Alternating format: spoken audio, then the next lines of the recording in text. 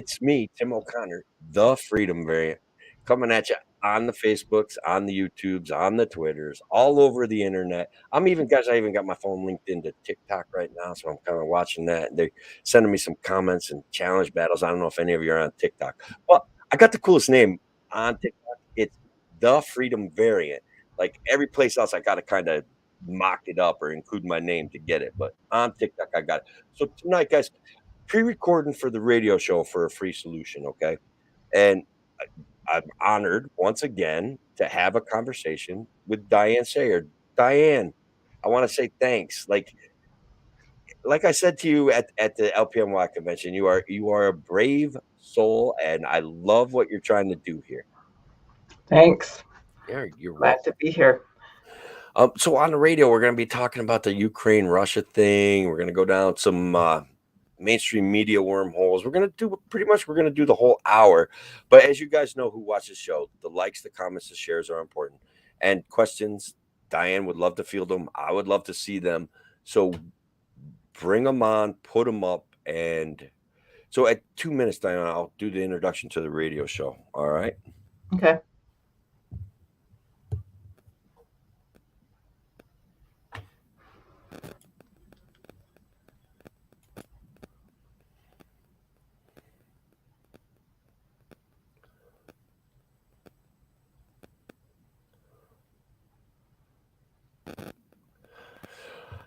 Welcome to A Free Solution. It is Tim O'Connor, the Freedom Variant, your Thursday host, and it's Thursday, March 3rd. But as you guys know, I am out trying to earn the almighty dollar.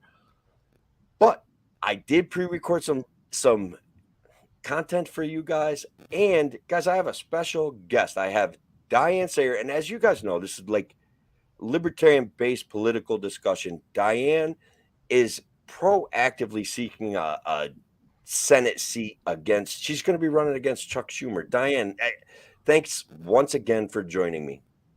You're welcome. So how are you doing? What's going on? What let's say we all get bees in our bonnets. We get upset over things. We want issues out there that we want to talk about. For you tonight, what direction do you want to go in first? Well, I think we are in a very bad trajectory toward a possible nuclear war. And also, along with that, either separate or together, a blowout of the transatlantic financial system. Yeah, so everybody's seeing inflation, right? And we're seeing this problematic situation where every single day we go fill up our car, gas goes up, milk is more expensive.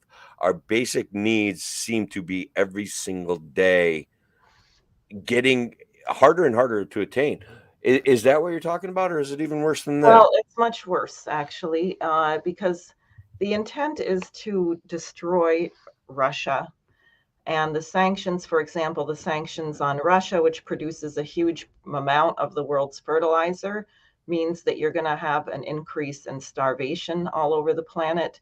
The prices of fertilizer have gone way out of control, but since Russia is a big producer, this is going to be very badly affected. And I'll just read you something from Bruno Le Maire, who's the French finance minister. In other words, what is Putin reacting to? Was he really totally unprovoked and he just up and one day said, gee, I think I'm going to invade Ukraine? Is that what happened? Or is there a legitimacy to his claim that there's an intent to destroy Russia, a targeting of Russia? So from the French finance minister, he said, quote, yes, the sanctions are effective. The sanctions imposed on Russia are even frighteningly effective. And I do not want to leave any ambiguity about the European determination on this issue.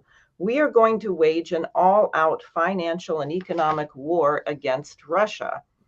And then he says, the host asks him, against Russia or against Putin?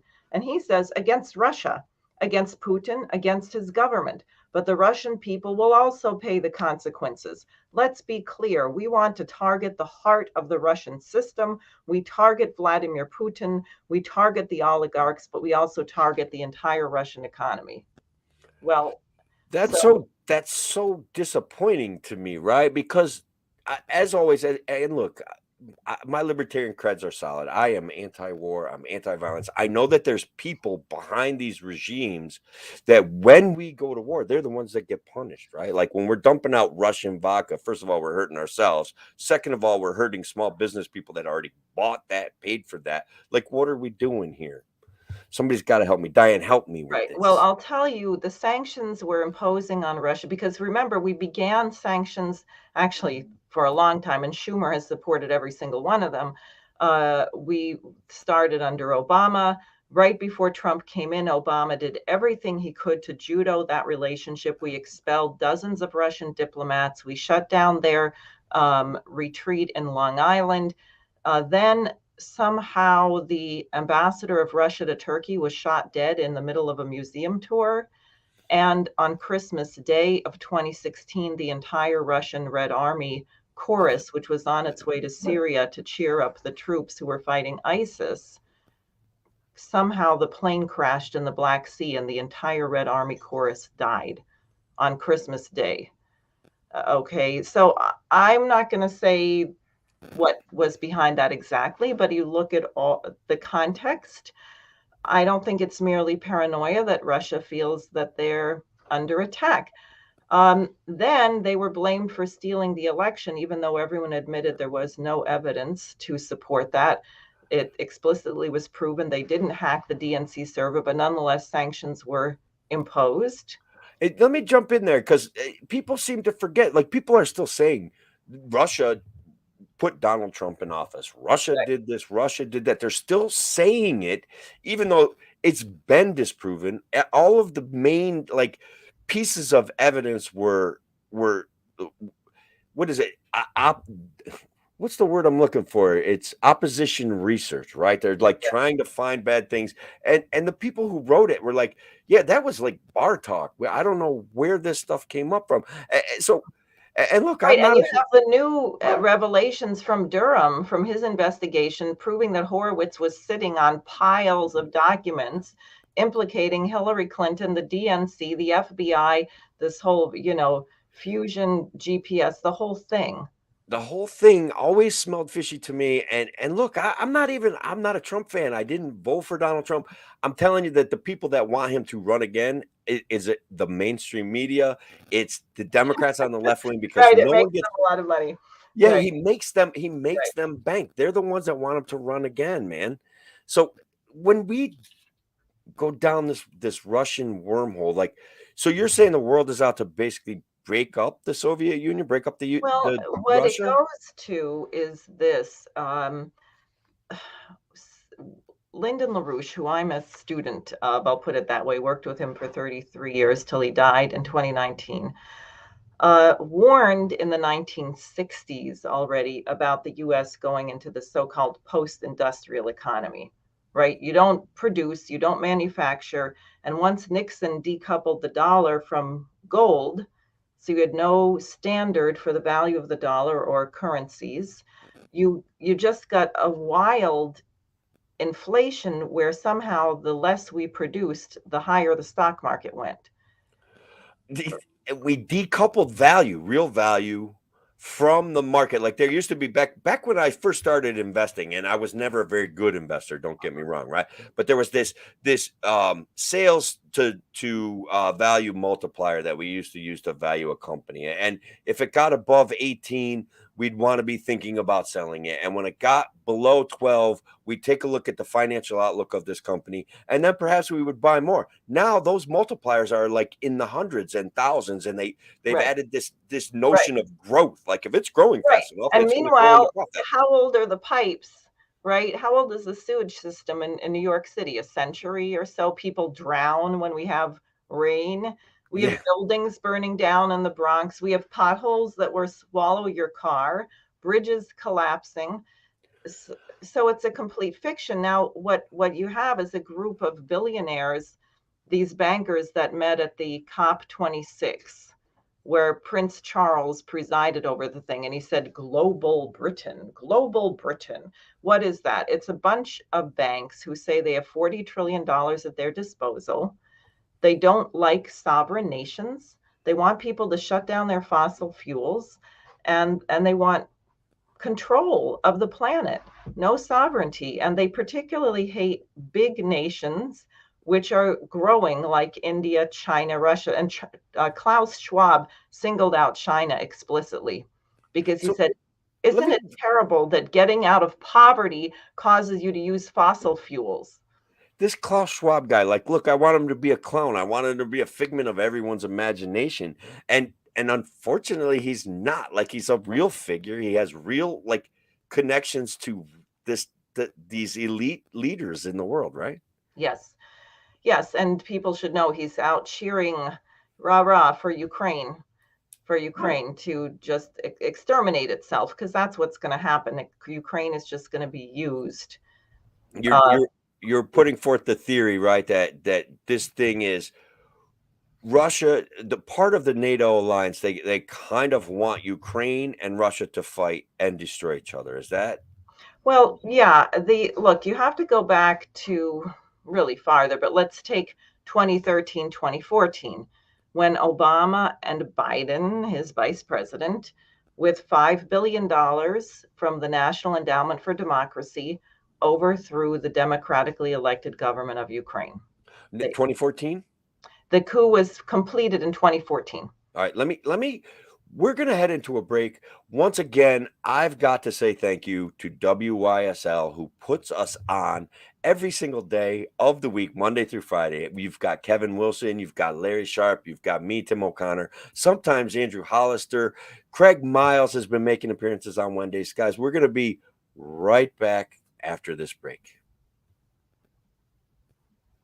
All right. So we're free to kind of, you know, plan out our next leap here. Okay.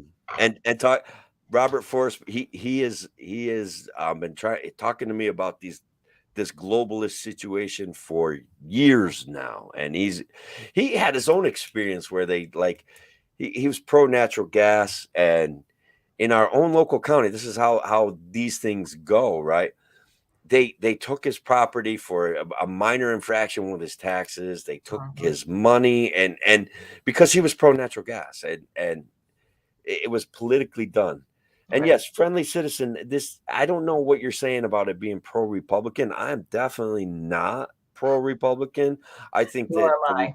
yeah, I think that the Republicans in New York State, and this is with all due respect, again, because when I talk about Russia and Putin and Zelensky in Ukraine, I still know that there's people behind that. Okay. I still know that that's who we really want to talk to. That's who we really want to deal with. So somebody giving me a hard time on TikTok, I don't care. Whatever. Get over it.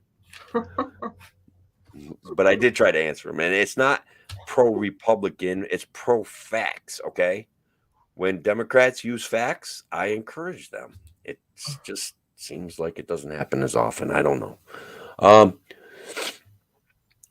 and maybe that's not fair. I don't know. Let some Democrats bring me some facts and we can have a conversation about them. So, anyways, we keep going with this Russia Ukraine thing. I think there's some fire there. What do you probably got more, right? Well, look, so in 2013, 2014, the Obama administration, with $5 billion from the National Endowment for Democracy, which is like a spinoff of the CIA, Right.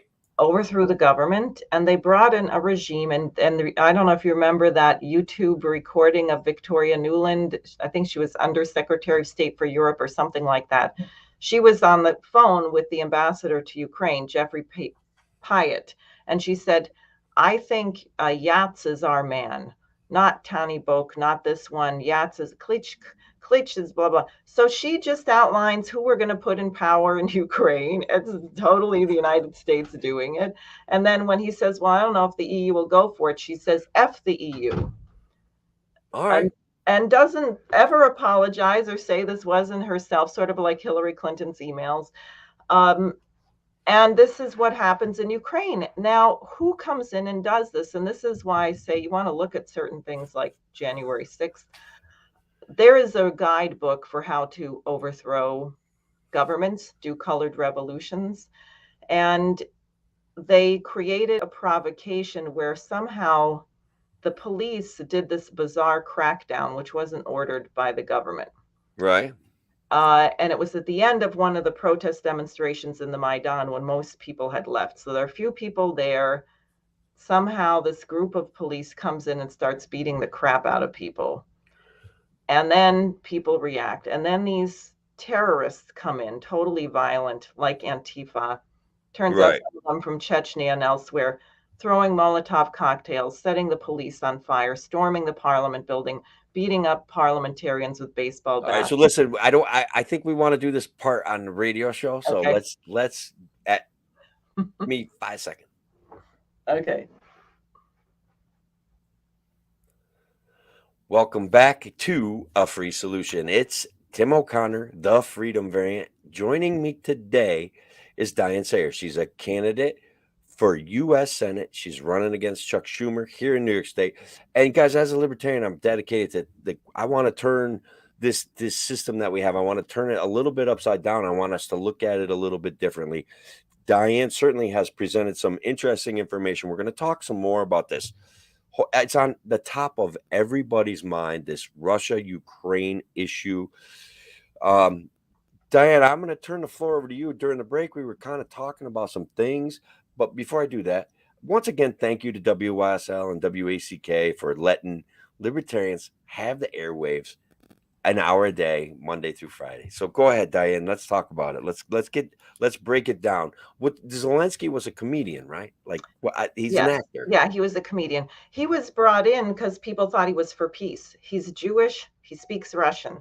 What happened in this coup that I was starting to talk about, run by the Obama administration, was they overthrew the elected government and brought in a bunch of people who were followers of Stepan Bandera, who was famous collaborator of Adolf Hitler in Ukraine, killed thousands of Jews, Poles, Russians, very, very brutally.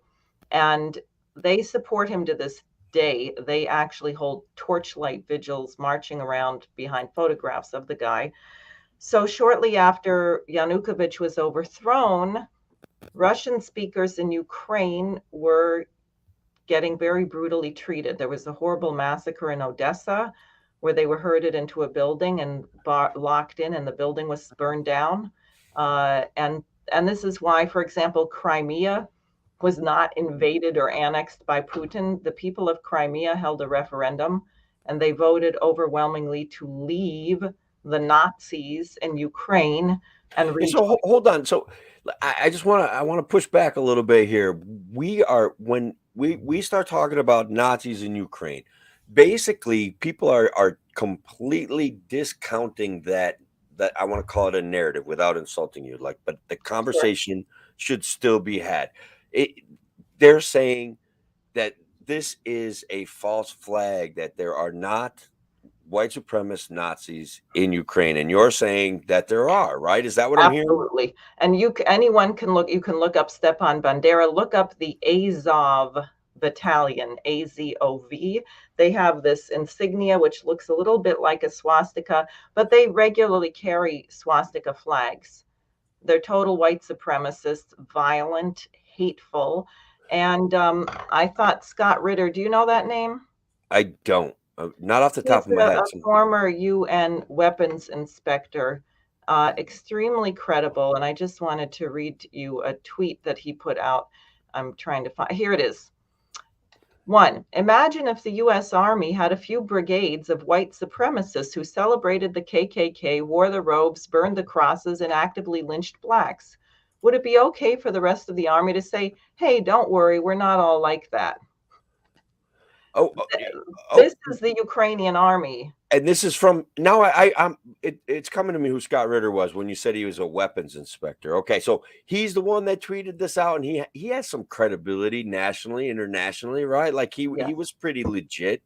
He yes. was a good communicator. Yeah, he Honestly, tried like to stop the Iraq war. He said they don't have weapons of mass destruction. honestly, the Iraq War and that Iraq situation is one of the reasons I started moving towards libertarianism. I was a conservative. I believed in compassionate conservative. It was a bill of goods that was sold to me that I thought, okay, right, smaller government, more freedom, economic freedom for everyone, and we can still give a crap about people that are poor, right? Like, so I thought that was a good way to go, and then it turned out that was we started fighting wars that we didn't have evidence for, things like that. It was a very disappointing time for me. It was a very rude awakening, you know? Right, right. Yeah, so there's Nazis in Ukraine, and they've been particularly killing Russians. And they've been, for the last 8 years, they've killed over 14,000 people in the Donbass, this region of what they call the breakaway republics, which Putin finally recognized in order to come to their defense. And no one hears about that, right? The 14,000 Russians that have been killed in the last 8 years in this Yeah, no, region. I see a little bits about it on Twitter, but again, like I always go to the mainstream media is like this Operation Gaslight. Like it exists to sell advertising, and it sells advertising by selling misery and using nationalism, like when appropriate. Like they hated Donald Trump and they called him a rabid nationalist, and they said that he was propping up white supremacists, and now here we are. Like I'm just not convinced of anything, right? That's where I'm at with the media. Right. Well, let's go back to the Berlin Wall coming down, because in 1990, in February, James Baker III had meetings with Shevardnadze and I think Gorbachev, and he promised, and many witnesses are coming forward and saying that this did occur, that NATO would not expand, that NATO would not move 1 inch to the east. And instead, And yeah, and so look, I do want to, and I apologize for interrupting you, but I do no, want to that's talk fine. about this concept of NATO expanding towards Russia, making Russia want to defend its build a buffer between them and NATO. And so that to me, that theory or that discussion sounds plausible. So Right. please feel free to expand on what you're saying. I didn't mean to interrupt, but Right. I think there's some again, we're trying to dissect things that Right. there's lots of conflicting information and lots of non-information, sins of Well, omission, lies exactly. and stuff like that So going on. knowing that the Nazi invasion, Operation Barbarossa, June of 1941, killed 27 million Russians or people in the Soviet Union, 1 out of 6 people, right? Putin's own older brother died of starvation in the siege of Leningrad, okay? So 1 in 6, that means every family in Russia had someone who died at the hands of the Nazis in World War II. So for them, allowing Germany to peacefully reunify was a big deal. Right. And they said, we will do this if you agree not to be right up on our borders. And James Baker III said, yes, absolutely, we agree. Not 1 inch. Not Since 1 inch then, closer to Russia. right. Since then, about 14 more nations have joined NATO. And Ukraine was the last straw. And this December, Putin sent 2 treaties to the US, basically saying that Ukraine must never have nuclear weapons in it and never be part of NATO, that this was a red line. And he also had said publicly that ethnic cleansing against I'm not sure how many millions of ethnic Russian speakers are in this Donbass region, but he said if you begin ethnic cleansing there, that is also a red line. I will not allow that. So those are the things like my friend Kevin and I, when we do our show on Friday, he regularly points out that what he calls it is the Russian troll game is strong, right? And Putin saying that he's going in to protect Russian people, Russian descendants from violence is a troll. And you're saying that that's not true, right? No, he's saying since what he put forward as reasonable and legitimate demands, just like Kennedy could not have nuclear missiles in Cuba, what Putin said was totally reasonable, but since the West totally ignored it, and then what they also don't tell you is there were 100,000 Ukrainian troops attacking the Donbass, and one day they dropped 1,600 shells and mortars. That was 2 days before Putin recognized those republics. Right. Um, so he was responding to this, and he said, we're going to demilitarize Ukraine and we're going to denazify Ukraine. We want to get rid of the Nazi elements in Ukraine. Okay. That's what he said. And now I would just say it's the fog of war. I think it's impossible to really get a sense of what's going on. I believe that they haven't killed large numbers of civilians because I think we would see it all over the press if they did. Yeah. I almost think we have more Americans being killed in homicides right now. Right. Well, we do have a problem with violence that I feel was exacerbated by the government response to COVID over the last couple of years. We certainly took opportunity and interest away from a lot of young people who then get involved in black market situations. And I mean, there's got to be a solution to that. But if our dollar is going to collapse, the international currency is going to collapse. That's Right. not very hopeful. Well, Diane. what we're doing to Russia is like this, and I guess people can see me. A guy walks into a bank, points a gun at his head, and says, "Give me all your money or I'll shoot." That's what we are doing. That's what we are doing with our Russia. sanctions or with Yeah, the sanctions, because we're destroying ourselves. Germany is going to have no energy. They're not, the pipeline's shutting down. We're going to have no fertilizer, no food. Who does this benefit?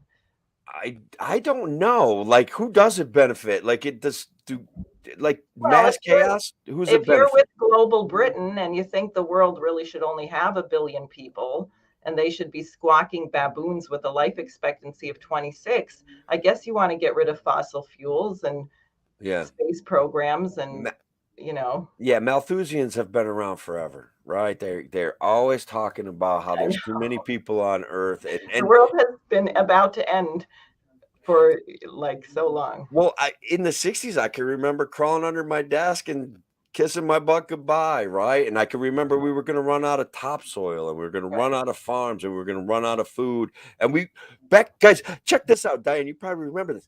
Literally in the 70s, we were running out of oil then, okay? Yes. It was gone. It was going to be done in 5 years or 10 years. Jimmy Carter lecturing us all from the Oval Office, like put a sweater on and turn your heat down. Guys, we're coming up on another break.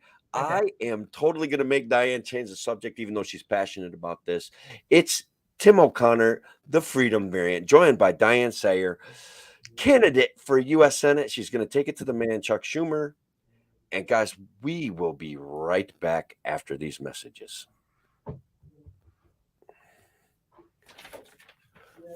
All right.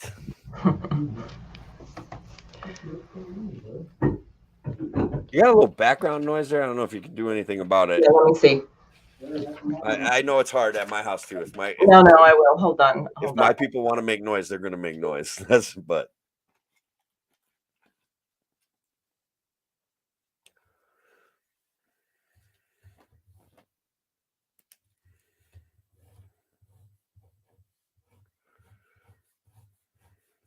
okay.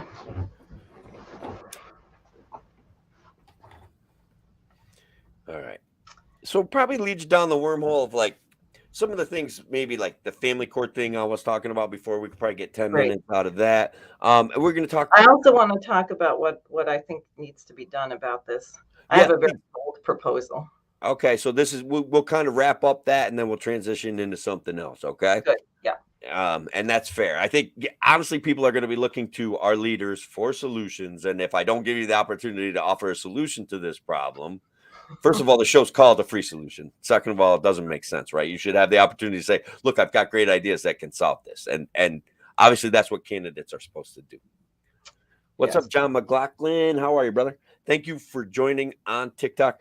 Look, John, nobody has hit the likes except for me and my wife. So I need somebody to hit likes for me. Do you mind hitting the likes a few times? But as you probably know, I sent you an invite too. I have Diane Sare on, guys, and we're talking about politics. And I got a little criticism from the Friendly Citizen. I'm going to try to talk to this guy later about how I sounded Republican, or the Republican Party is behind Putin. And I don't think that you're coming across as being behind Putin. You're saying this is what the international globalists want, and this is why they're doing it. And I think we can all get tricked by rhetoric, and so I'm sure some Republican senators are, right, or Republican statesmen. I get it. Well, unfortunately, a lot of Republicans are supporting this war, and I don't think, unless Trump has said something else, the problem is not that Biden is not tough enough. The problem is that his policies are insane. Well, thank you. There's something wrong with that guy. I'll be honest with you. Let's go. We'll go at 30:45, and we'll go to 40:45. I don't know if you can see the timer, but No, I can't. okay. Oh, yeah, I can. I can. Okay.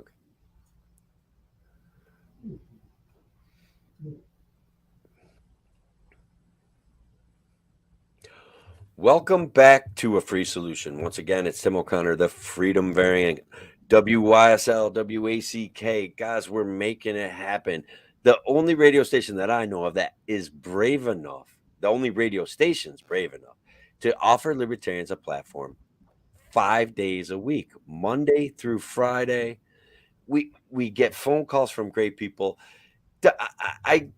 Diane has answers to some of these problems that we were just discussing about the Ukraine Russia thing, about the globalist problems, about the issues of, check this out, guys, like the fertilizer thing. You've all saw it in the news. It's absolutely huge. We're already experiencing huge amounts of inflation in our food chain. If we give, how do Diane? Sometimes I feel like I want to be honest about something. I think sometimes libertarians are imperfect about foreign policy. We want no wars. We're anti-violence. We're pro self-defense. We get into issues where I think sometimes we need to expand our ideas, our own ideas about how to handle foreign policy. So right now we offered a bunch of problems. It's up to you, Diane. Solve these problems for everyone. I think to solve this, I'd have to be president of the United States, and that's not a bad idea. But I love it. Aim high. Why not? Right? right, look, at this point, and LaRouche's widow, Helga Zepp-LaRouche, who founded an international organization called the Schiller Institute, Schiller, and I'd encourage people to go there, put out an appeal. It's a petition. What she's saying, and I strongly agree, is that at this point, there is no solution to this. There's no, even if Russia and Ukraine came to some agreement and Ukraine agreed to not join NATO, given that you're taking Russia out of the SWIFT system and blowing up the whole system, you actually have to have a conference of nations, sovereign nations. You're going to have to reorganize the entire strategic architecture. No more NATO, no more the way that people think. Nations are going to have to come together and agree that no nation is going to make a policy that threatens the security of another nation. And if you say that's impossible, never happen, well, if you look at the Treaty of Westphalia, which ended the religious wars that really had gone on for about 150 years, the 30 Years' War ended in 1648. You would have said it's impossible. You know how bloody religious wars are. I mean, people torture each other and poke their eyes out and cut their fingers. I mean, it's This is true. horrible. Right. This is true. So, There is a dark period of history where we were fighting right. religious wars. So, Absolutely. how likely would it be that these people come together and say, you know what, if we continue this, we will all be dead. Therefore, we are going to sign a treaty that everyone acts in the interest of their neighbor, that you take no action that is not in the interest of someone else. And today, people would say that's impossible, forget it. But I say it looked pretty impossible then. If people realize that we are not going to survive, because we're on like this close to this going over the edge to perhaps a nuclear war. I believe that because of the irrationality of the West. We have deluded, arrogant lunatics running this country right now. Oh, perfect. I endorse that message. I think that's great. So I didn't mean to interrupt you, but that was absolutely perfect. That we are there. So I'll be honest though, what your treaty sounds a little bit like a libertarian philosophy. At the core root of libertarianism is the non-aggression principle that you have to pledge as a human being to not aggress against your neighbor, to not aggress against your friend. You have to pledge that to And most humans are willing to do that. It's just somehow they get caught up in this love of power. And I just see this, the Malthusians love power, and they seem to be fully in charge right now. Like, Well, I they don't know. hate humanity. Now, the other aspect of these agreements is that you have to reorganize the whole financial system. And in the case of the United States, that means reinstate the Glass-Steagall Act, right? Separate the investment banks from the savings and loan banks. Mm-hmm. Put Mm-hmm. that firewall up so your savings account is not used as collateral for some sex pervert like Jeffrey Epstein. I know, right? So, Like I mean, that's the whole mentality. Why are we in trouble? Well, this is the whole financial district. I'm sorry. they have a disproportionate amount of control, like, okay, guys have heard me rant about how inflation is a hidden tax. Okay, it basically should they raise the minimum wage, and then all of a sudden inflation comes out of the woodwork, and then all of a sudden now we're going to war. There's a world conflict that's going to make things even more expensive, and how they pay for it is by devaluing what we have, what they give us to buy our basic necessities with. It's a problem. Right. No, you have to put the system through bankruptcy reorganization. And you're going to have to do like what FDR did in the bank holiday, where they had local people go through the books of every bank. And you're going to decide what's legitimate debt that we're going to restructure and what is illegitimate garbage that we're going to write off, because that's what's causing the hyperinflation is we're giving value to something that's valueless. You're going to try and save people's pensions, mortgages, things that are real. And the garbage, you're going to have to let it go. And then the Yeah. Federal Reserve, we have to get rid of it, which I know is a And libertarian. that's a very libertarian. It I mean, is. we say it like amen, like people who are very religious, But like what, saying what I amen. think We're that saying end the Fed, end the and the Fed, Fed, brother, but end the what Fed, brother, libertarians I end the think Fed. don't agree with is that we Yeah. need a national bank. We need a national bank, right, run Mm. by the Congress, which has to be accountable to the people. Which they're not, right? Correct. They don't legislate anymore. They No, just and the Congress isn't accountable to the people because they've rigged the election. So no one, you can't vote them out. So they don't have to listen to you anymore, which is part of the big problem that we have. they're entrenched. Their power Yeah. system is entrenched. No, and you know what they did with the ballot access here in New York, right? They threw the Libertarian Party off the ballot. Perfect segue. You have to get 45,000 signatures. It's completely ridiculous. It's next to impossible. And guys, if we want more impact on our political structure, we have to take a look specifically at the microcosm that is New York.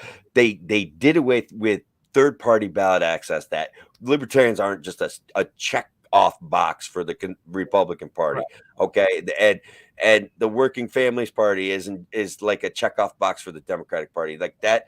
And then they did that. And then they granted themselves $100 million as part of the same piece of legislation. $100 million to run their campaigns with. Like, I don't know how people are not losing their minds over that and saying, how did this happen? How did we get here? And there's like, take the money out of politics. They took our money and put it in their pockets. That's politics in New York State. That's politics in New York State. So that was a great segue. You got me onto a different subject. So let's do this. Let's go down this road. Why? And you everywhere you go, you talk about ballot access. Why is it important to you?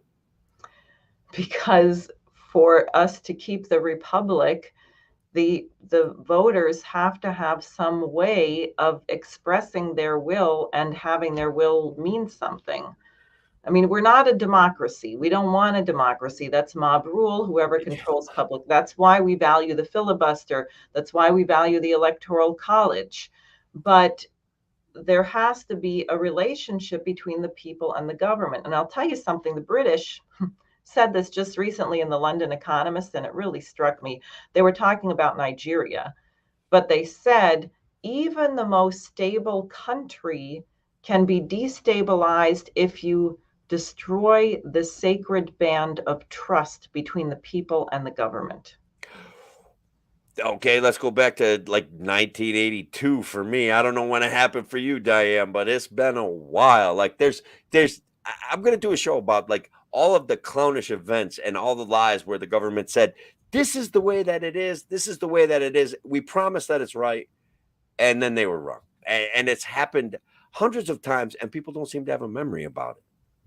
Yeah, that's kind of amazing, isn't it? But I that's, think I mean, that's the other problem I really think has to be addressed is culture.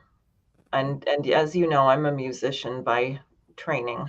you Um, and and it has to do with your view of man. Do you think human beings are beautiful? Do you think the human species is a beautiful species? and guys, so on that note, that was beautiful. We're gonna head to another break. Diane, I want you to stay for one more segment. We've got a couple other things to hash out. I want to follow this topic down a little bit further. It's Tim O'Connor, the Freedom Variant, on a free solution.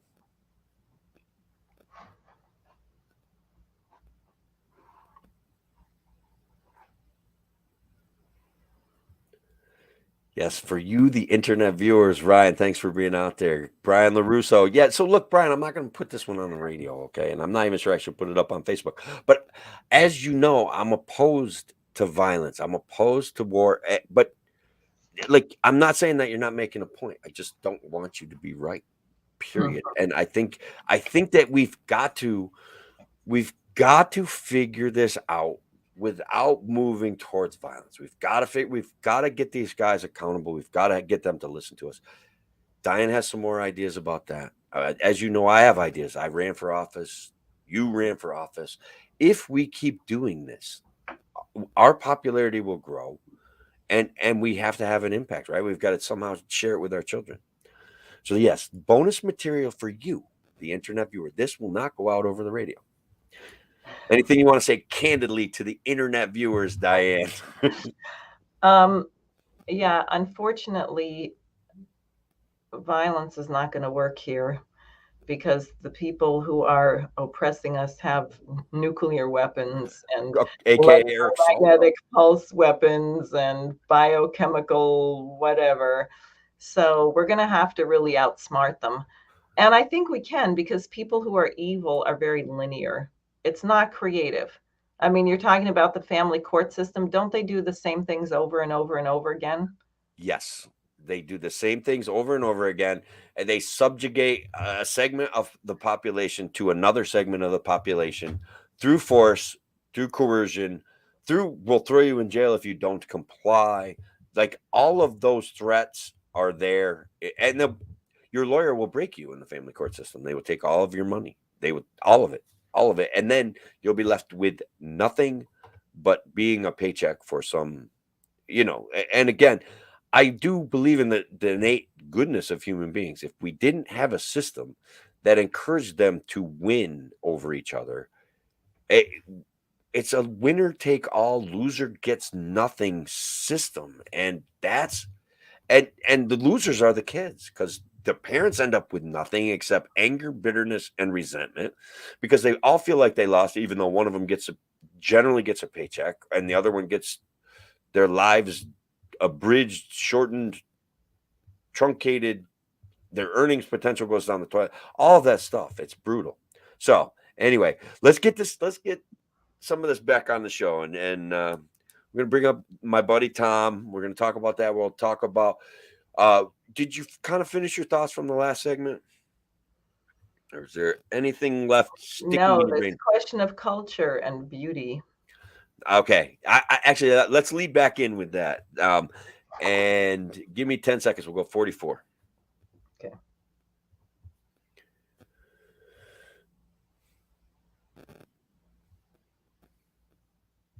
So before the break, once again, it's Tim O'Connor, the Freedom Variant. But before the break, we were talking about the human being as an issue of beauty and culture, or a malignant parasite on the face of the earth. And I think when I look around on social media, Diane, I think that fully 50% of the people are convinced that we're a malignant parasite destroying the earth.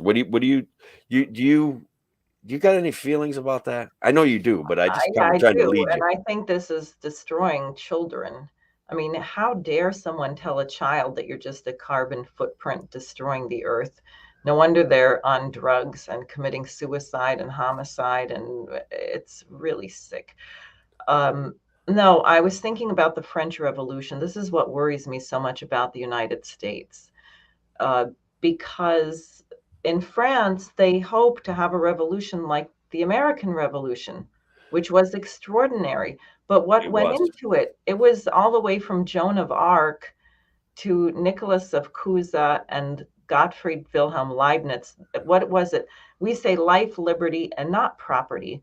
Life, liberty, and the pursuit of happiness, which is an idea from Leibniz. Not pleasure, but happiness. What makes one happy really is that you're contributing something to the immortality of mankind. Thank you. I love this philosophical topic. Go. This is great. I love it. I love it. Do it. Well, that's what's human. No animal does that. No animal says, I'm going to build this house for my grandchildren. I'm gonna plant a tree for my son to sit under. I mean, Right. animals don't do that. No, and they don't change the way the beavers do what they build these cute little houses, but they haven't changed them for, it They doesn't happen. There are no beaver architects. Right. They find a slow running stream, they put some sticks in it, and they kill a bunch of trees. That's what they do, okay? And yes, it's good for soil. Yes, it builds nice environmental centers. I get it, but also wipes out roads and stuff like that. So, like, I like beavers. I get it. They're nature's engineer, but they're not real engineers. They're not that creative. They do the same Right. thing over and over again. It's just a Yeah. genetic No, programming. so it's only the human species that we actually change our species at will because we master, somebody makes a discovery, and if you have a just society that values that, then that discovery becomes part of the new platform of society. Like whoever was the first person who figured out how to burn wood. Well, suddenly you're not eating raw meat. Suddenly you're cooking food, makes you live a lot longer. Yes, I had these conversations with my 15-year-old when we do our little adventuring, right? Like, how did we get to where we have fire to heat our homes? Like, and now we use little tanks of gas to spread heat throughout our entire building. Like, what was the process? Like, it went from some guy finding a burning piece of wood, right? I saw a movie about it too, so this kind of helps with my, but somebody finds a burning piece of wood, they got to transport it back to their tribe, and they've got to figure out how to keep that fire going. And then at some point it clicks. They see a spark and they're like, all right, that lit up this tinder. It's just a trial and error, and life or death made Right. them that way. But it's not only that. See, the incredible thing about a human is you can make an hypothesis about something you haven't seen yet, Or right? even if you've only seen parts of it, you Right. can fill in the rest yourself and then test that theory without. Precisely. And Yeah. so then you make a new discovery about nature, which gives you more power over nature.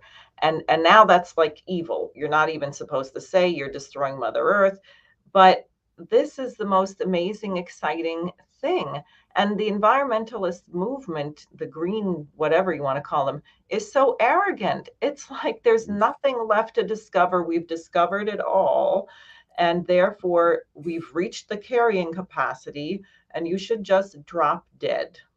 You are hitting some high notes with things that I struggled with my whole life, right? Like, do we want better for our children, and how do we define that better? Don't we let them define it for themselves?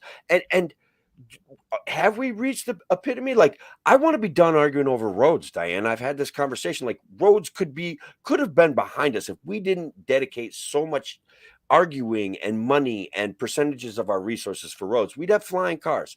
I'm serious. Human beings are that capable. We would have created these things to answer better, to better answer our future, right? So I love these subjects. I got to segue off or move into our buddy Thomas Daniel Queter, who is also running as a libertarian for United States Senate.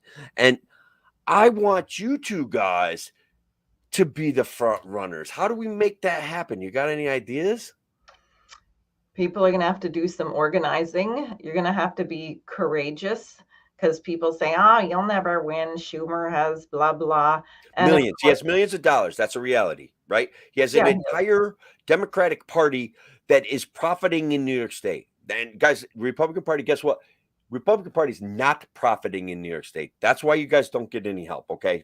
Sorry, dumping a bad deal on you guys. But so go ahead. We got to beat a machine. well, yeah. And I'll tell you, I mean, maybe you saw my little confrontation with Chuck Schumer at the cocktail party. No. Oh my Oh, god, you gotta get me a clip of that. That would be so cool. all right, I didn't I'll see it. send I'm it to you. sorry. Because doing that, I have to say, really takes guts. Every time I've done it, and I don't haven't done a whole lot, but there are various people where you go to a meeting and you're supposed to be respectful and you're supposed to listen to the guy, and you know that you're going to stand up and not even loud, but just so everyone can hear you and say hello. What I did was he was at this cocktail party and he came in bragging, and he was the main speaker. So Chuck everyone's Schumer, the standing around main with speaker. I drinks. I And just he feel sorry comes for that in room. and he's bragging. He said, I was just with this hip hop band in Staten Island and they gave me the nickname Killer Chuck. And then he does a rap. I'm Killer Chuck and I'm the something rapper and blah blah. So I What hang on. What's things that never really happened for 1,000, Alex? That never really happened. Chuck Schumer is not telling the truth. But go ahead. I finish your story. well, so then I walked right up to like 5 feet from him and started yelling, excuse me, you were right when you said you are a killer. And he was Oh, totally oh my shocked. God. Yeah. And then I said, we have this disaster unfolding in Afghanistan. And he says, ma'am, this is not a political event. And I said, yes, it is a political event. You're here. And I'm running for Senate against you because of your policies. And I said, after 9/11, you voted. And by then, there was a commotion and people were surrounding me to try and take me out. But they were so dumb, they didn't take me out of the room. So I just waited, and then I interrupted him again. And then they Oh, really did take me out of the room.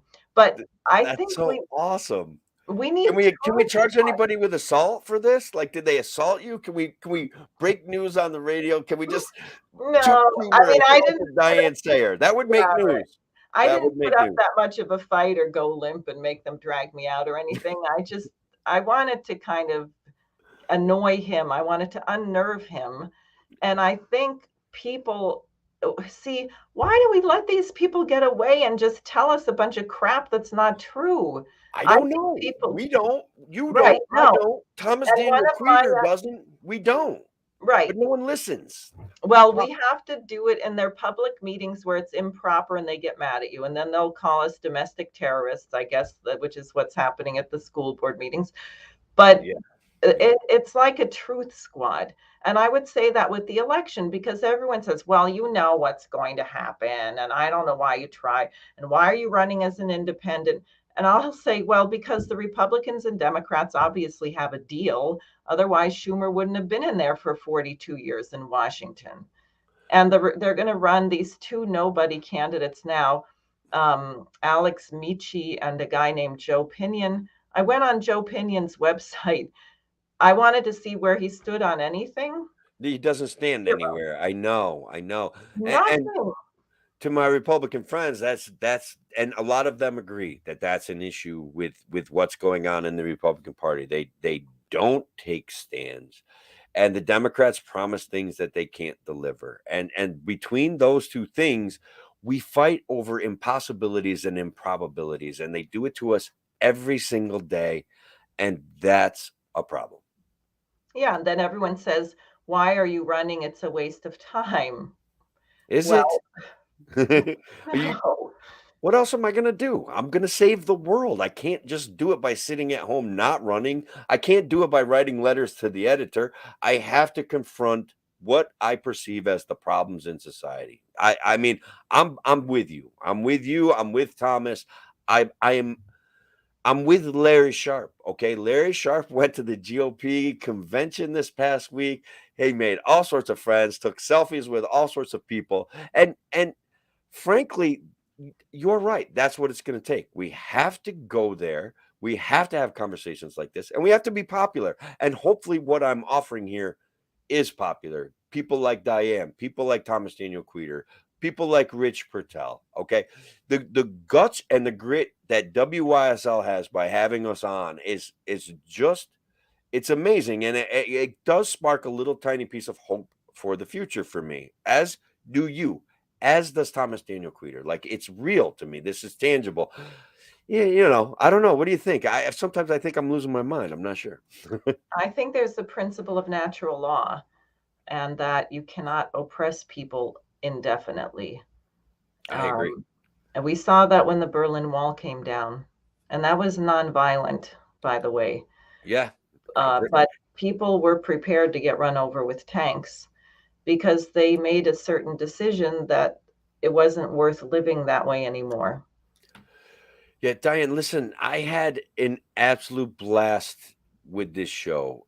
As I've said to you to your face when we've met at these events, you are a brave soul, you are a kindred spirit. This stuff is awesome what you're trying to do. I want to see you and Thomas Daniel Queter. I want you guys to be the front runner of the political discussion of who we're going to send to represent New York, to represent our kids in the future, to represent and change the future. That's what I want to have happen. So we're coming up on a hard break. It's the end of the show, Diana. An hour flew by. I gotta thank once again WYSL and WACK and the folks all over the internet. It's Tim O'Connor, the Freedom Variant. I'll be back next week. Oh wait, I'll be back Friday with Kevin. I'll talk to you later.